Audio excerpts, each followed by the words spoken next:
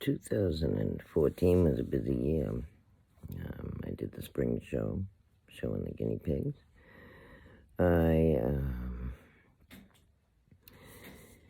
Because 2013 I had adopted, a few different cats that year. Most adoptions, pet adoptions, when you get them, they come with like a 1-year vaccine.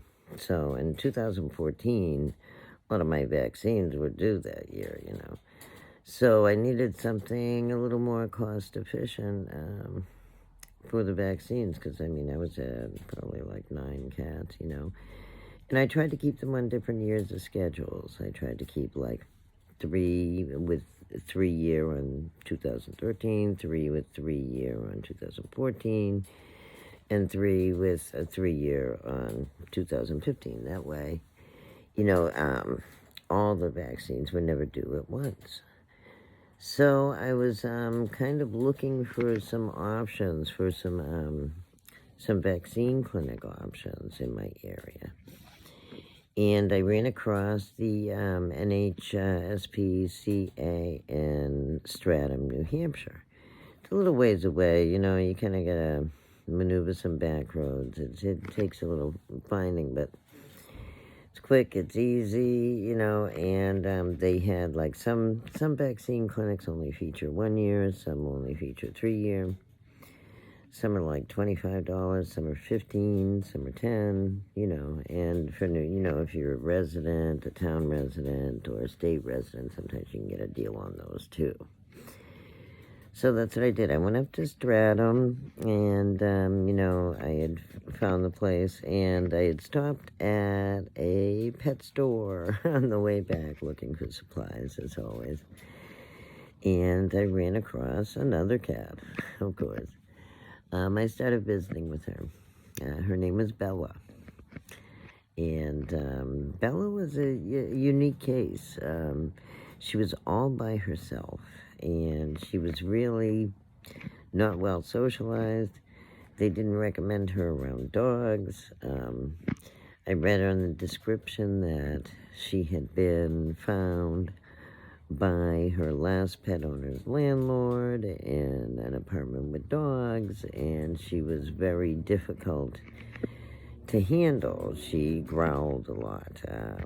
They said she was a great cat, but she takes a while to warm up to you, and she growls like, really like a mountain lion growl, she sounds like, even when you're going to pet her gently, she sounds like, she's gonna, you're killing her, like, it sounds like that.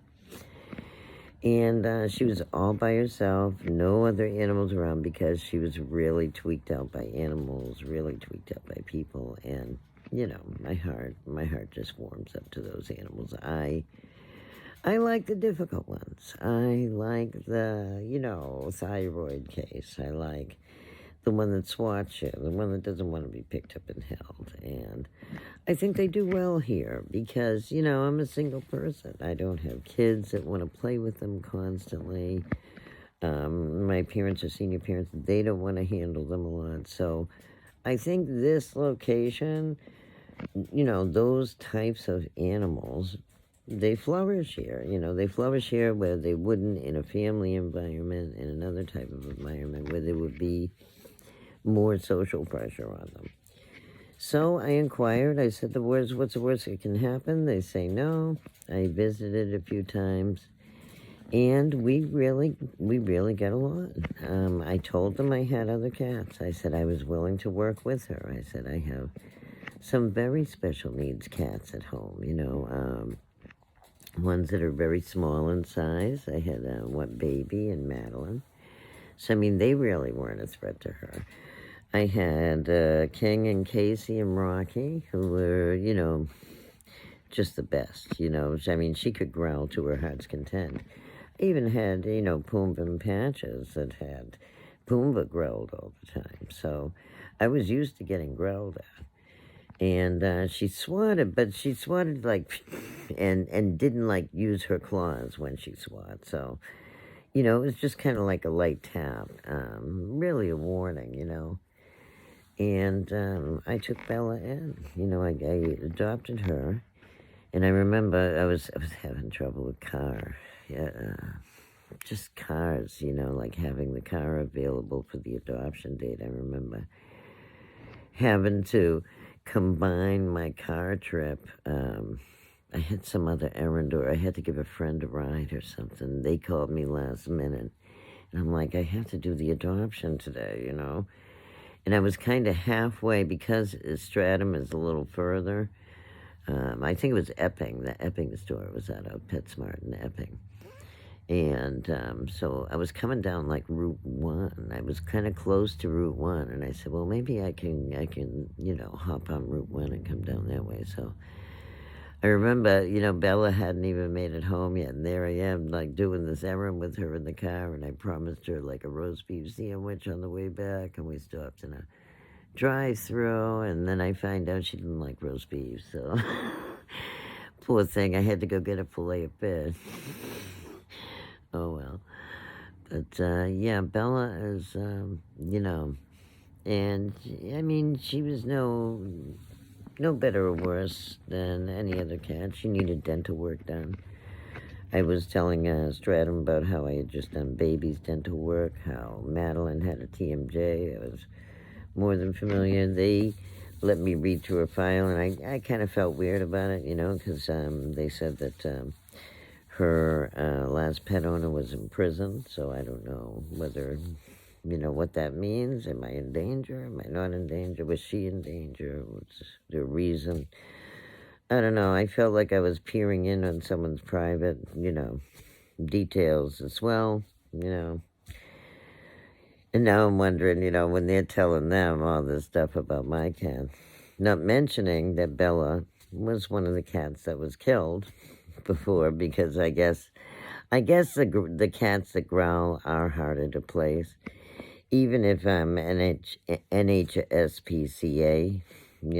had no trouble placing her since 2014, and she remained there until 2019. She had no trouble for 5 years, and even though she had her dental done in, I believe it was like February of 2019, so I know she had blood work done, that year, 6 months earlier. They didn't take her steroids with them. They really weren't concerned about that. You know, she was just another body in a Nashua shelter, and I'm sure they didn't tell the Nashua shelter how good she was around dogs. They probably just took them to the condo board's dog owner's veterinarian and waited for her to growl there, or I don't know. I don't know how far she made it. Probably not far, knowing this place. Because, I guess these NRA guys really don't like buying worms to go fishing or something. They need to go pick through the pet charities to go look for dog meat. I have no idea. I have special needs cat. They like to hang around the special needs cat lady's house. I don't know. Wait and pick the one that growls for the Scottish accent to test out his little security guard skills on. Someone's little practice hours of well-being down the road. The dog owner's veterinarian mentioned that growling problem around the doggy's barking. I don't think she did. The only thing they looked at the veterinary records for was to see what matched their own friends' board of directors, accountants, anyway. This is like the 5th time the Nashua shelter has been investigated for some kind of tax evasion or fraud, so it doesn't surprise me they would need our family to tidy up.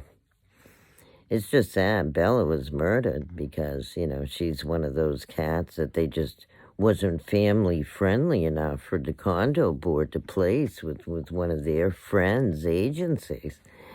So, I'm going to do a little outdoor activity if it's still there. I saw something yesterday that I found was interesting, and I just kind of wanted to make a still shot.